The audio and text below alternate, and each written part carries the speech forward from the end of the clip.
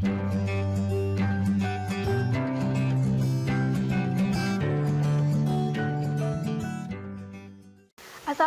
warahmatullahi wabarakatuh. Kita berjumpa lagi bersama saya Agi Hoirunisa akan membahas mengenai materi kelas 12, materi biologi kelas 12 mengenai hukum Mendel dan penyimpangan semu hukum Mendel. Nah, pola persilangan Mendel itu ada yang disebut sebagai persilangan monohibrid, yang artinya persilangan dengan mengamati satu sifat beda saja. Sedangkan yang kedua adalah persilangan dihibrid, itu menggunakan atau mengamati dua sifat yang berbeda. Nah, persilangan monohibrid atau menggunakan hukum Mendel pertama berbunyi pada waktu berlangsung pembentukan gamet, tiap pasangan gen akan disegregasi dalam masing-masing gamet yang terbentuk. Nah, pemisahan gen sealel pada pembentukan sel gamet, dua gen yang berpasangan akan dipisahkan ke dalam dua sel anakan secara bebas. Dan ini terjadi pada anafase. Nah, ada beberapa macam persilangan monohibrid yang nanti akan kita bahas. Nah, kita bisa menggambarkan persilangan monohibrid seperti terlihat pada layar ya. Parental atau induknya, misal kita punya dua buah bunga, ada yang warna ungu dan ada juga yang warnanya putih. Nah, mereka akan disilangkan menghasilkan F1 atau anak pertama ya, generasi pertama, filial pertama, menghasilkan semuanya tumbuhan atau bunga yang berwarna ungu. Nah, kemudian saat si bunga ungu ini dikawinkan dengan yang sama lagi, dengan satu turunannya lagi, maka akan menghasilkan generasi kedua yang ternyata muncul sifat yang putih. Nah, ini persilangan monohibrid ya, hanya satu sifat saja, yaitu warna. Warnanya ada yang ungu dan ada juga yang putih.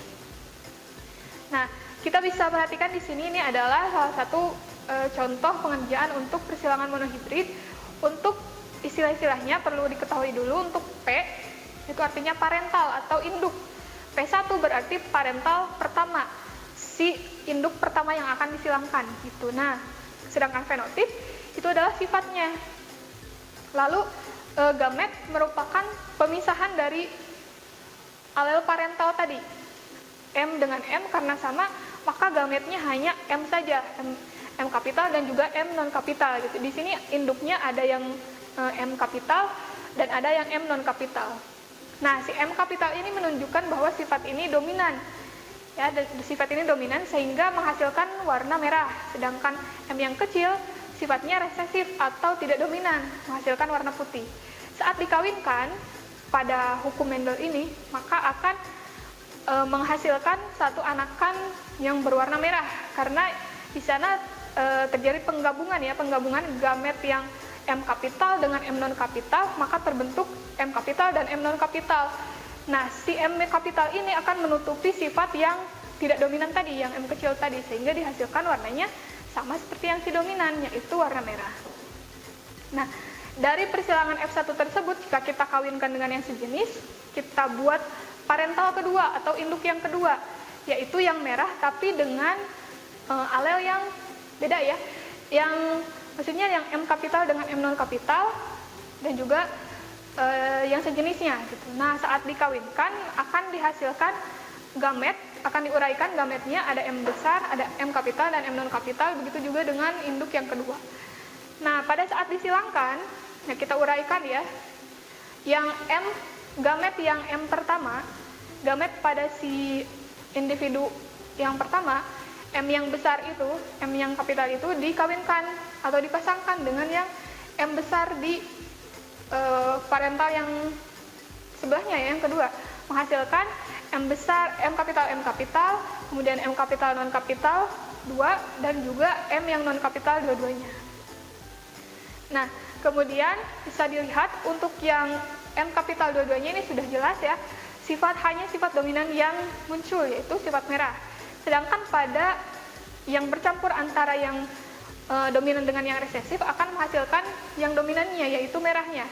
Dan pada saat ternyata ada gamet yang bersatunya itu adalah M yang non kapital dengan M non kapital, maka otomatis akan terbentuk individu dengan warna yang lebih putih gitu ya, berwarna putih.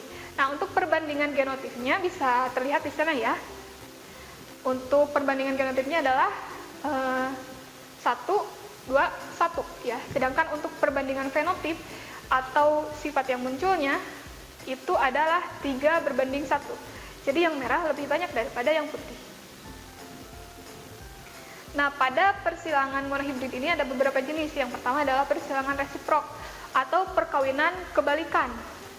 Nah, misalnya untuk suatu parental yang diberikan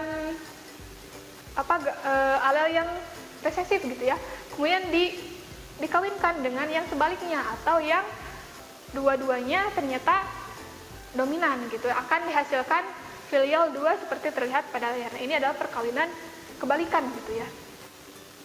Selanjutnya ada yang disebut sebagai persilangan kembali atau backcross, perkawinan antara hibrid F1 dengan induk jantan atau induk betina gitu. Jadi dikawinkan ke atas ya, backcross kembali. Nah, akan dihasilkan filial 2 seperti ini. Nah, selanjutnya ada yang disebut sebagai test cross atau persilangan. Ini merupakan persilangan antara hibrid F1 dengan individu yang homozigot resesif. Tadi belum ini kan ya, ada homozigot, ada heterozigot. Untuk homozigot berarti dua-duanya sama, M0 kapital dengan M0 kapital, misal M kapital dengan M kapital, itu homozigot. Kalau heterozigot itu justru sebaliknya ya, ada percampuran gitu. Nah, untuk si test cross ini dikawinkan si F1 atau si generasi pertama ini dengan homozigot yang resesif. Nah, bisa kita lihat misalnya yang dikawinkannya F1-nya itu H kapital dengan H non kapital dan mempunyai sifat hitam. Nah, pada test cross akan dikawinkan dengan yang dominan, yang resesif dan juga homozigot, yaitu yang H kecil, H non kapital berarti sifatnya putih. Akan dihasilkan seperti ini ya. Selanjutnya adalah persilangan dihibrid. Ini menggunakan hukum Mendel kedua, yaitu hukum pemilihan bebas. Segregasi pasangan gen tidak bergantung kepada segregasi pasangan gen lainnya. Sehingga di dalam gamet-gamet yang terbentuk akan terjadi pemilihan kombinasi gen secara bebas. Nah, bisa kita lihat contohnya di sini.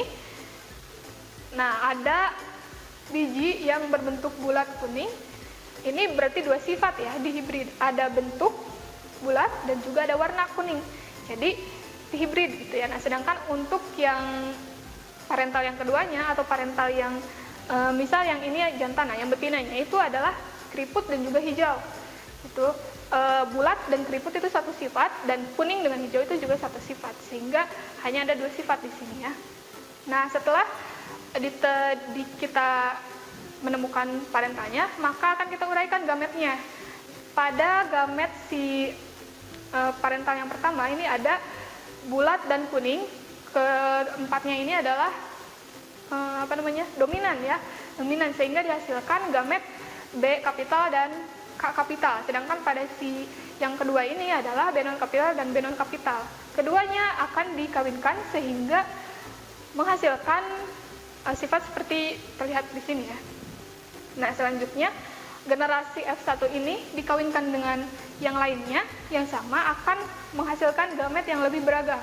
Ada masing-masing 4 gamet ya, ada B besar K besar, kemudian B besar K kecil, B kecil K besar, dan B kecil dan K kecil. Nah, itu sama karena dua-duanya disilangkan gitu ya. Nah, untuk lebih mempermudah nanti saat persilangan pada generasi F2 ini, maka biasanya dibuat tabel seperti ini.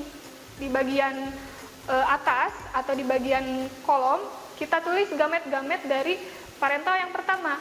Ini contoh yang di atas adalah B kapital K kapital, kemudian B kapital K non kapital, dan selanjutnya.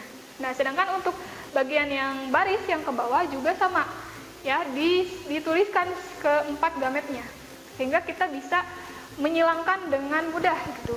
Nah, dari yang atas dengan yang samping pada sel yang pertama gitu ya. Kemudian si kolom yang kedua dengan baris kedua menghasilkan apa? Nah, sehingga pada akhirnya akan diperoleh perbandingan genotip yang selalu sama, yaitu 9331. 9 itu untuk yang fenotipnya bulat kuning, berarti untuk yang dominan ya, untuk yang dominan. Kemudian perbandingan 3 ini adalah untuk bulat hijau atau yang penggabungan ya antara yang dominan dengan yang resesif. Kemudian 3 juga merupakan nilai untuk yang kisut kuning. Nah, sedangkan 1 itu adalah untuk sifat-sifat yang resesif. Nah, namun hukum Mendel ini ternyata mengalami penyimpangan ya di alam.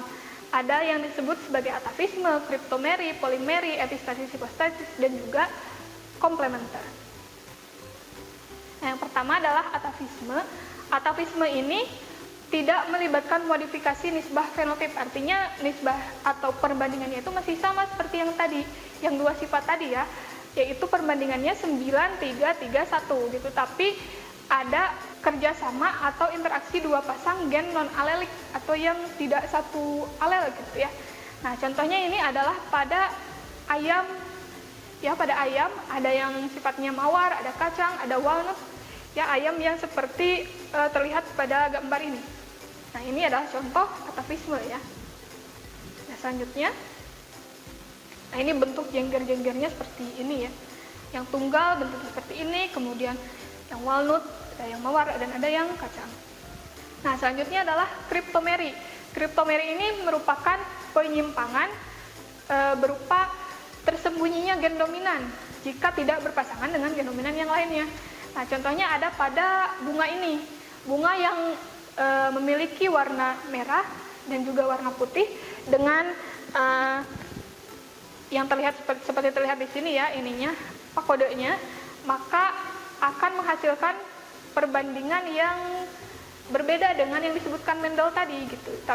Justru jumlahnya menjadi 3, 9, 4 meskipun secara keseluruhannya sama ya, tetap ada 16 ya, tetap ada 16 keseluruhannya, tapi tidak lagi 9, 3, 3, 1, tapi jadi 3, 9, dan 4, yaitu untuk yang merah, kemudian ungu, dan juga putih. Nah, kan awalnya hanya ada merah dan putih saja ya, tetapi saat pada perkawinan pertama ini si merah meskipun dominan dia tidak jadi merah gitu, tapi malah jadi ungu karena tidak, pasangannya ini tidak, yang keduanya ini kan tidak dominan ya, jadi dia tidak bertemu dengan yang dominan, akhirnya jadi ungu gitu.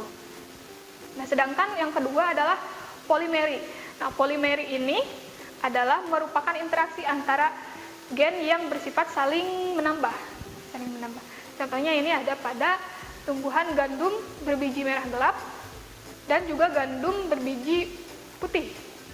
Nah, ini ada penambahan, ada interaksi gen yang saling tambah ya di sini, akan menghasilkan pada filial 1 ini 100% gandum berbiji merah sedang.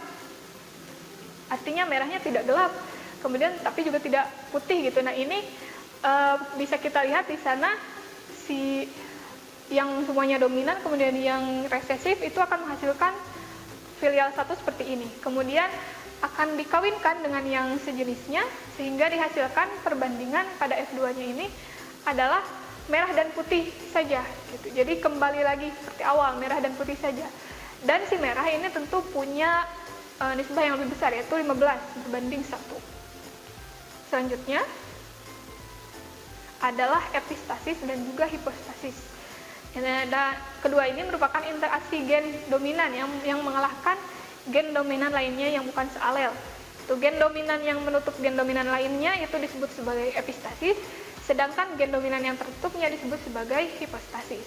Nah, contohnya ada pada warna kulit gandum dan juga warna labu.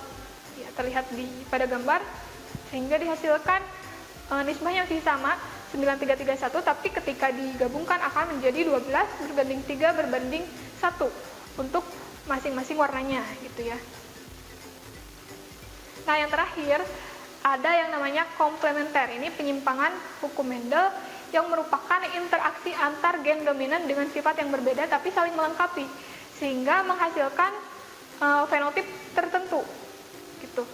Nah, kita bisa lihat di sini untuk C adalah kode gen untuk membentuk pigmen. Kalau yang C-nya kapital itu berarti memunculkan pigmen ya, memunculkan pigmen si putihnya. Membentuk pigmen putih.